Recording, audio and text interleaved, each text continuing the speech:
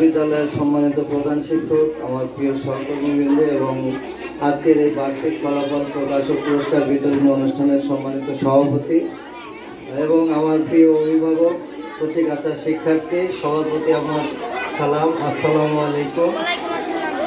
আপনারা সবাই ভালো আছেন তো? সবাই অনেক আশা নিয়ে আসলে আজকে এই ফলাফল প্রকাশে অনুষ্ঠানে উপস্থিত হয়েছেন জানি। হয়তো অনেকের কাঙ্ক্ষিত ফলাফল অর্জন হয়েছে, অনেকের কাঙ্ক্ষিত হয়নি। আগামীতে আরও সুযোগ আছে, হয়তো সবাই ভালোভাবে চেষ্টা করলে এই ফলাফল বা পুরস্কার বিতরণের মধ্যে আমাদের কিন্তু এবার নতুন কিছু সংযোজন আছে। সেটা হচ্ছে শ্রেষ্ঠ অভিভাবক, শ্রেষ্ঠ শিক্ষার্থী। শ্রেষ্ঠ শিক্ষার্থী এর আগে ছিল, আমরা শ্রেষ্ঠ অভিভাবকটা এবার থেকে আমাদের অফিস থেকেই নতুনভাবে দেওয়ার করা হয়েছে যে আমরা যাতে শ্রেষ্ঠ অভিভাবকের পুরস্কারটা দিতে পারি। বিষয় হচ্ছে যে শ্রেষ্ঠ অভিভাবক হওয়াটাও একটা গর্বের বিষয়। কেন যে আমরা শুধু বছরে যখন এই যে রেজাল্ট হয়েছে, এখনো কিন্তু আমাদের বিদ্যালয়ে কিন্তু 250-র ঊর্ধ্বে স্টুডেন্ট, অভিভাবক কিন্তু 250 আসেনি। আসছে কি? অর্থাৎ এখন আমাদের সাথে শুধু শিক্ষার্থীদের সম্পর্ক হলেই হবে না, অভিভাবকদের সাথেও কিন্তু শিক্ষকদের সম্পর্ক হতে হবে। অর্থাৎ আপনার ছেলেকে যে শিক্ষক আমরা পড়াচ্ছি, আমার সাথে আপনার যদি ইন্টারাকশন, যোগাযোগটা যদি ভালো হয়, রাস্তাঘাটে দেখা হলেও কিন্তু আপনি আপনার ছেলে মেয়ের খোঁজ নিতে পারবেন, তাই না? এখন আপনারা যদি যোগাযোগ বাড়ান, তাহলে অবশ্যই আপনার ছেলের ব্যাপারে অনেক সচেতনভাবে কিন্তু আপনারা অনেক ভালো খোঁজ খবর রাখতে পারবেন যে বাংলাতে কেমন করছে, ইংরেজিতে কেমন করছে, সব বিষয়ের ব্যাপারে খবর নিতে পারবেন। ইভেন আচার আচরণ, আপনার ছেলে মেয়ে সঠিকভাবে বেড়ে উঠছে কিনা সে বিষয়ে কিন্তু খেয়াল করা সম্ভব। এখন আমরা হয় কি যে 2টার সময় একটু বেশি আসি, দেখা যাচ্ছে ছেলে মেয়ে মারামারি করে বাড়িতে চলে গেছে বিচার নিয়ে, তখন বাবা মা চলে আসি। আর একটা সময় আসি যে টাকা পাইলো না কেন, উপবৃত্তির টাকা পাইলো না কেন, তখন কিন্তু আমরা চলে আসি। আমরা প্রত্যেককেই উপবৃত্তির টাকা সঠিকভাবে দিতে চাই।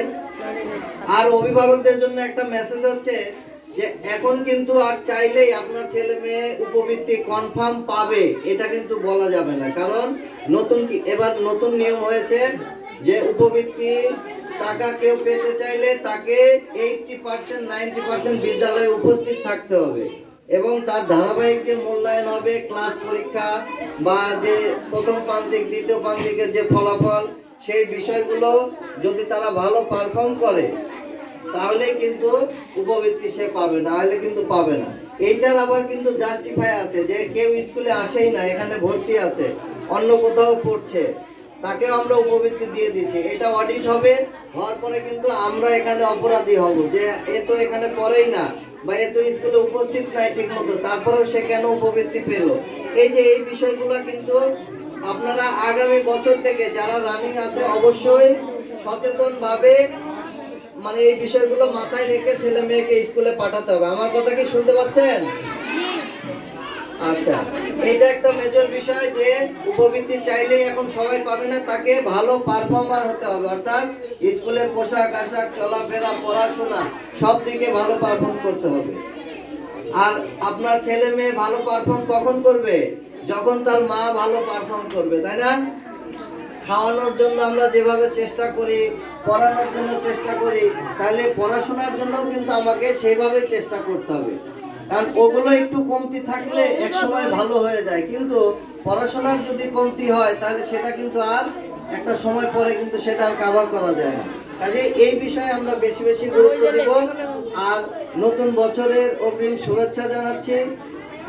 আর ফলাফল যেমনই হোক, আমাদের প্রত্যেকের জীবনে চ্যালেঞ্জ থাকে, সেরকম পড়াশোনার ক্ষেত্রেও চ্যালেঞ্জ থাকে। আপনার জীবনেও অভিভাবক হিসেবে, বাবা মা হিসেবে হয়তো এই গত বছরে অনেক চ্যালেঞ্জ ছিল, আগামীতে সেই চ্যালেঞ্জগুলো অতিক্রম করে যে ভুলগুলো ছিল সেখান থেকে শিক্ষা নিয়ে আমরা এই নতুন বছরে আমাদের ছেলে মেয়েকে নব উদ্যমে আবার নিজেরা তৈরি করবো আগামী দিনের জন্য। তারা যেন ভালো মানুষ হয়, দেশের জন্য নিজেদেরকে নিয়োজিত করতে পারে, দেশত্ববোধ জাগ্রত করার জন্য যা যা করা আমরা সেটা করব এবং একজন ভালো মানুষ হিসেবে সমাজে প্রতিষ্ঠিত হোক, সুনাগরিক হিসেবে গড়ে উঠুক আমাদের ছেলেমেয়েরা।